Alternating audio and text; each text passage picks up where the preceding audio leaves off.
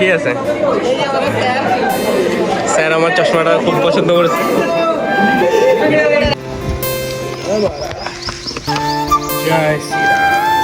Guys এই সেই গন্ধযুক্ত toilet.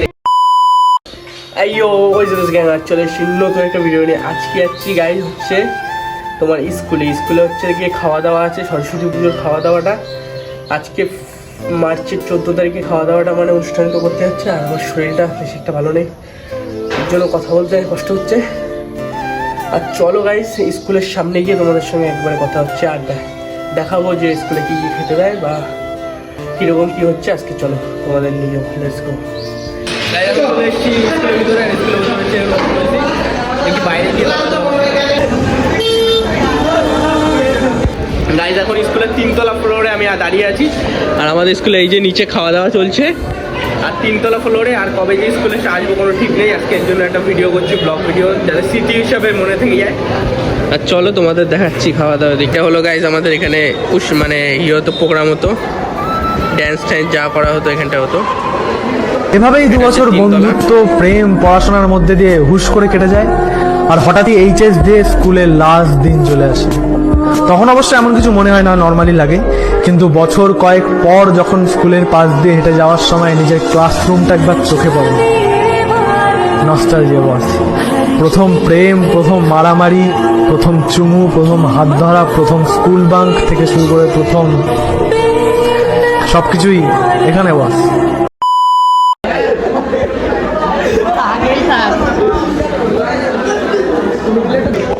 বইটাকে থালা দিয়ে দিয়েছে, এখন থালা নিয়ে নর্মাল পরে দেখুন না কি আছে। স্যার আমার চশমাটা খুব পছন্দ করেছে। অল্প দে অল্প দে, আর কমাইতে কমাইতে আরো। হ্যাঁ একটু নিতে ওদের দিয়ে আসতে চাইবে না।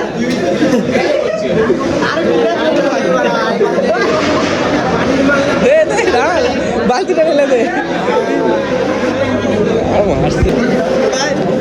বাদাম দেখে দেখ কিসমিস পাইছি।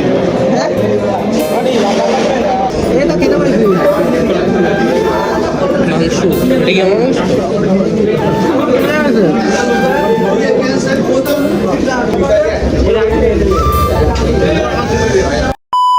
তাই যখন খাওয়া দাওয়া কমপ্লিট হয়ে গেলো, খাবো কি মানে শরীরটা শুধু ভালো না।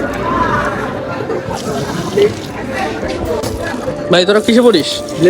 11-এ।